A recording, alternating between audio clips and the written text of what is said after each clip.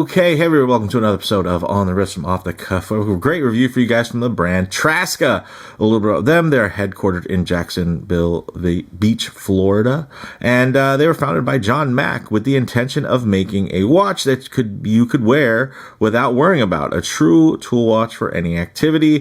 To kind of sum up how all of this came together for John, essentially he studied international business and Chinese, and he spent a semester abroad in China and learned that many of the lower tier Swiss brands actually were produced, in China for the most part, right?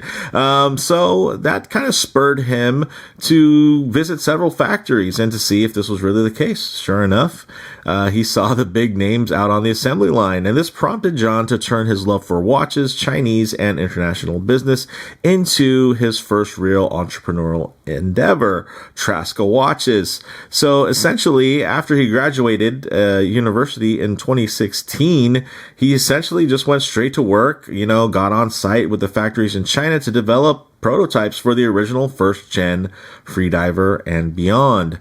The Freediver is a dive watch. Some key characteristics in design when you're looking for a diver. Of course, you want to find water resistance, typically some type of screw-down crown. You want something that's tough, legible, with a dive time bezel, and a dive extension is always nice if on bracelet. This is the Freediver 6th generation, reference 1186 in the hunter green colorway and the no-date configuration.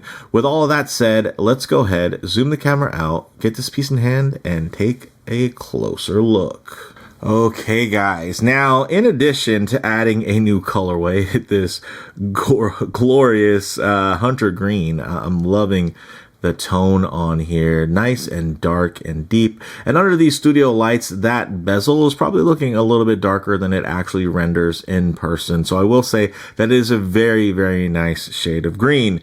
Now, they also, in terms of some of the updates, the Freediver ceramic bezel insert has been redesigned, and hidden beneath that bezel insert lies a ceramic ball bearing, actually a ceramic ball bearing system. So multiple ceramic ball bearings that are responsible for the best bezel action yet. Moving from the tactile to the visual, close observers will also notice that the applied indices have also been amplified. While the lume plots retain the same proportions, the surrounds now feature chamfered edges. So check that out. I mean, that's probably going to be a little tough, but let me just try to slightly move it in front of the camera there so you guys can just see the way the light is just kind of playing off of that. And we'll actually compare it to the old 5th gen that I have as well. So they have chamfered edges, and it's basically nice and faceted.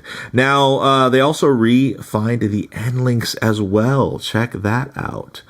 Look at the tolerances on these end links. That is incredible, especially considering the price point. Also, the clasp has been updated for an extra position of micro adjustment. So it went from 5 positions to now 6 positions. So very nice.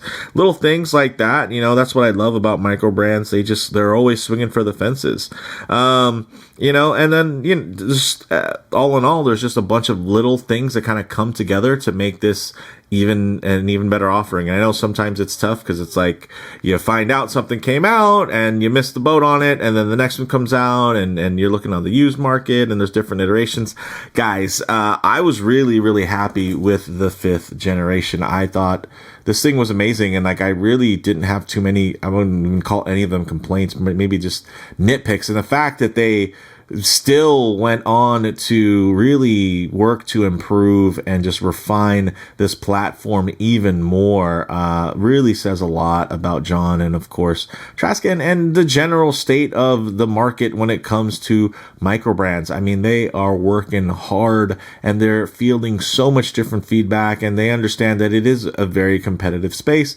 And guys, Traska is definitely one of the most competitive watches out there. So you got the 6th gen versus the 5th gen. This also is the one that has a date window, but essentially that shouldn't be too changed. But if you guys look here at the indices, although they look great, they're probably a little bit more plain and just overall a little bit more simple versus the more complex here where you're just going to have some slight, if you see the light kind of glinting and hitting the corners a little bit differently. It's more of a flat surface here versus here. You're going to get that extra chamfering. So yes, it's a new improvement. Visually, the main difference is going to be that bezel insert, right? You're going to have tick marks versus the dots. I think either look great. I will say that the dots, for me, do feel like it might be a little bit more cohesive and a little bit punchier versus the dots, which I think are great. They're just a little bit more of a subdued look, and I think maybe this flows a little bit better with the slightly more dynamic lines of the dial, the indices, and the handset. Now, getting into the price point, guys, $685 direct from Traska. So, of course, over the years, prices are slowly moving up and sometimes quickly moving up. But here, this is just a small little increase, kind of $685. That's not too shabby. I mean, I was considering the previous model and, most of their previous iterations of the Freediver line as one of the top options, under $1,000. And, when it was really early on, it was one of the top options under, $500-$600. So, as they've continued to advance and price, at least they've also been advancing within the quality and the refinement as well. So I can appreciate that. Now, in terms of the dimensions here, guys, 40.5 millimeters in diameter, 10.5 millimeters thick, and it would be 12 including that crystal. So just to give you an idea, the body itself, as you look at the metal portion, that's going to be just 10.5, which is quite thin, and then 12, because you are going to get that little box dome setup there, which is going to add a little bit of height. But again, that's not really too noticeable, especially considering that sapphire is clear. Now, the lug-to-lug, 48 millimeters, really nice size, 316L stainless steel with their scratch-resistant hard coating. It's finely brushed and polished, guys. Some nice chamfered edges. Check out that transition. Look at that on the, oh my gosh, that chamfered edge there rolling off of this beautifully side-sculpted, nice and rounded piece. High polish, and then goes into the satin, which is beautifully done, and you can see even the pattern of the end link and the brushing match up. So very, very clean, very uniform, very, very tidy. Now, getting into some more of these details. Double domed box sapphire. So the nice thing is that you're going to have a slight dome underneath, slight dome on top. So even when you have it at harsh angles there, it's going to still be, I mean, of course the camera has to focus, but it's going to be quite legible. So you're not going to get a bunch of distortion except for on those kind of just outer edges and reaches of the box sapphire. And it does have an inner anti-reflective coating, which is exactly what you would expect. Now, it does have a 120 click unidirectional rotating bezel with this loom ceramic insert. Let's hear the action. Ooh.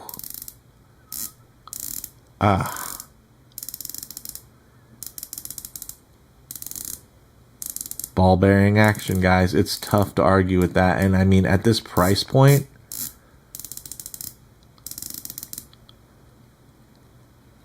I'm trying to see if there's play in there. There's not much, if any. 120 clicks, beautifully done. And I keep over clicking. Of course, I want to get it back to the 12 o'clock. Okay, lined up with the end link. Perfect. All right. Now, some more details here. Screw down crown, which is nicely signed. And this crown is actually, I think, a first for the Freedivers anyway, and maybe the rest of the line. Somebody in the comments can correct me if I'm wrong, but I believe this is their first time doing a decoupled crown. So that's another nice feature and adds a little bit more of refinement when you are setting time or winding the watch manually. Now, the movement inside, although you can't see it, there is a nice, pretty sterile case back there, as we can see. Let me just Get the camera to focus there. Check that out. Nice and clean and smooth. Some light etching there with just a little bit of information. But inside, you're going to have the automatic Miyota 9039 movement, which is a no-date movement, so there's no ghost crown position. Has a 42-hour power reserve and beats at 4 hertz, so that's a 28,800 vibration per hour beat rate. So nice and smooth. Now, when it comes to the rest of the watch, guys, this is a looker. I mean, the green's not really my thing, honestly, but this green is very nice. Let me give it a quick little wipe here because it does have that glossy ceramic insert. That means it's going to be picking up the oils and fingerprints, of course, from me turning the bezel, which was just, I mean, it definitely is another level up. And honestly, the bezel action on this bad boy wasn't nothing to sneeze at. Like, that was a great balance of both, clicky, notchy, and smooth. So I like that. You guys can see it's easy for me to just do this with one hand. But I will say the tolerances, the tightness, the preciseness of it definitely got taken up quite a few notches by including that ball bearing click system.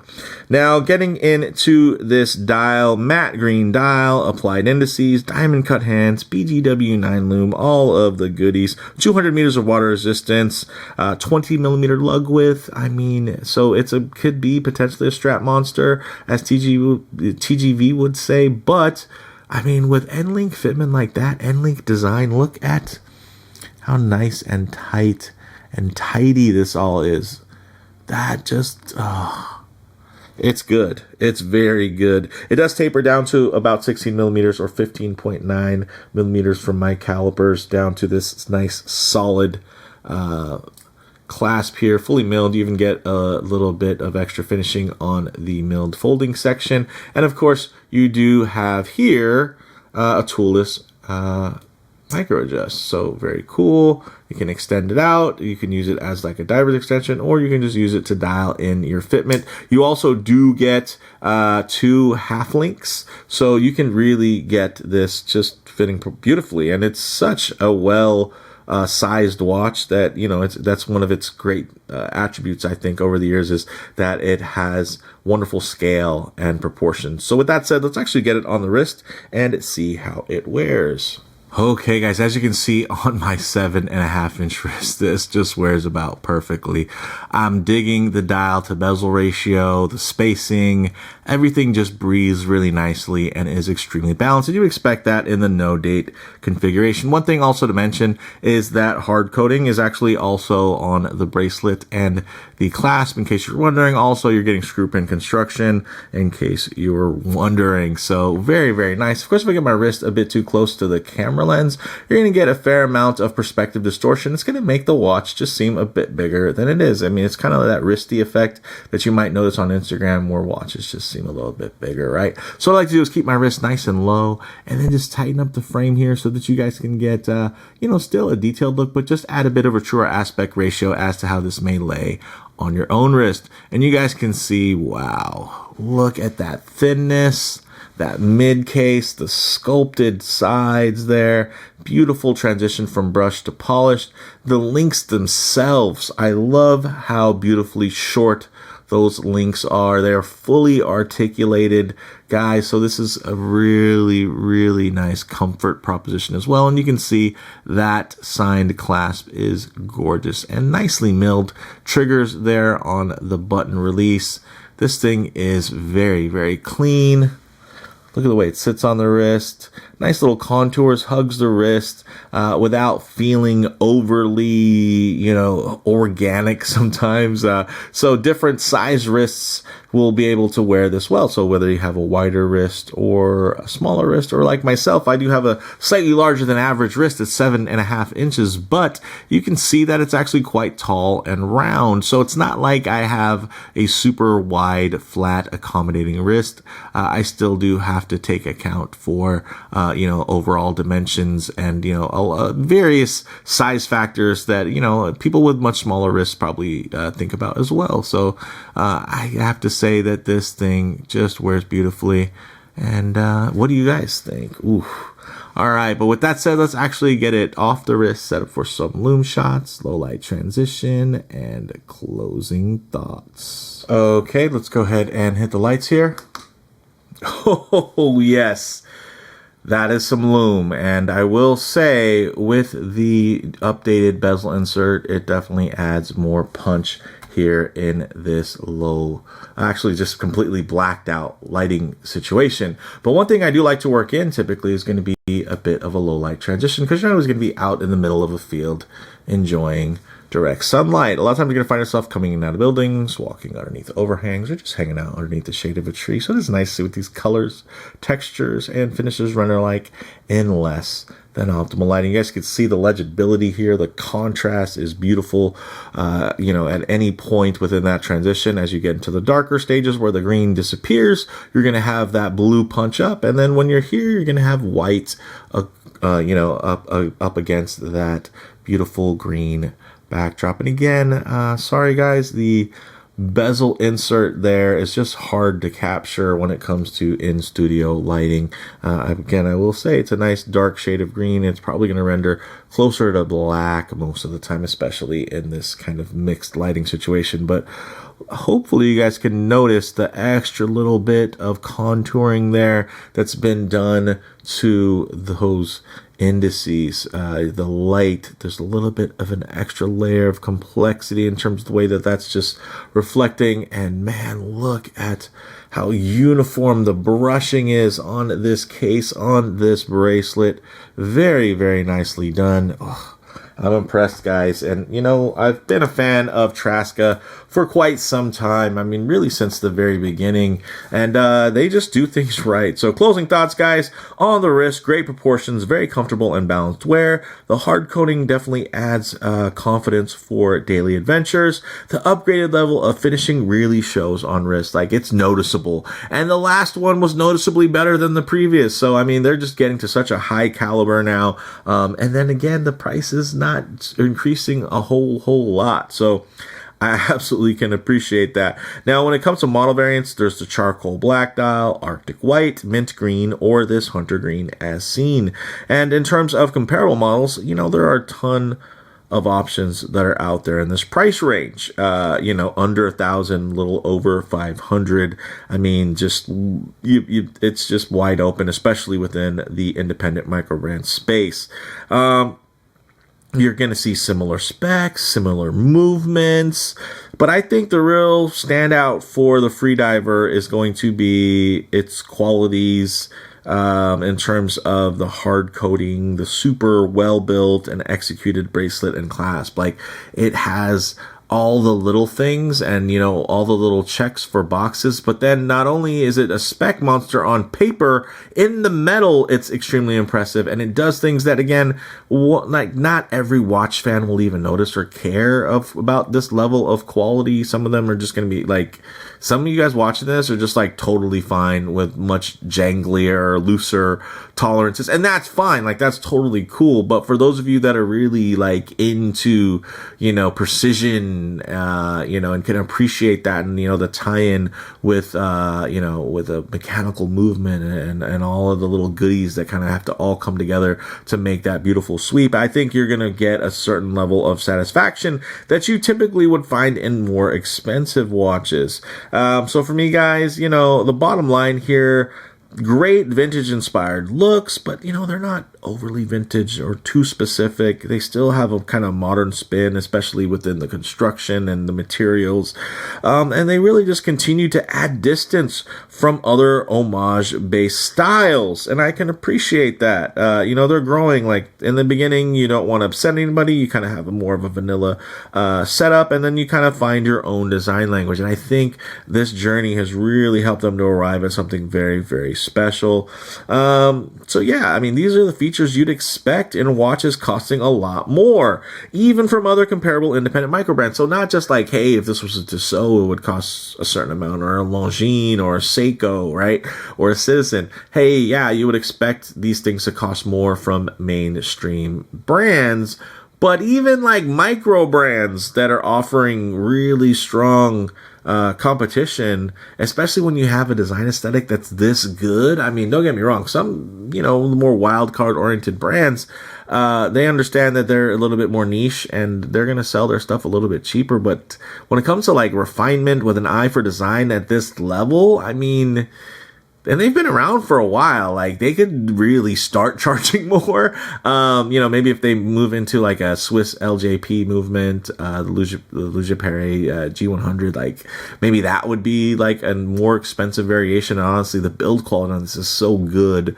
I think they could charge, above $1,000 with an LJP movement, and maybe $1,500 for it with just like this level. And I'm sure, knowing John, it wouldn't be this level. He wouldn't stop here. He'd continue to tighten and refine and just like make things even better. But even right now, if you just swapped it out, even if it wasn't Swiss made, right? You just used a Swiss movement, but the assembly wasn't in Switzerland, the final assembly, which is typically how you're going to get that badge, right? Because you play the game in terms of 60% of the value. I think they could easily sell this for, $1,500. Like that's how good it is. Like it's very, very nice. So, with that said, let me know what you all think down in the comments below. If you like the video, please do it like, and if you're new, please subscribe for more content just like this. And also, big shout out to John for sending in this watch and this unit, for me to spend a little bit of time with it and share it with you guys before the release. I'm hoping that I can release this as soon as possible, and then, it'll give you guys a head start so you can see this video, watch the video, figure out if you're interested or not, and then hit those links, and then, subscribe for their updates so that when the watch does drop, you can get one before they all sell out, and I'm fairly sure they will. So, all right, guys, thanks, and I'll catch you in the next one.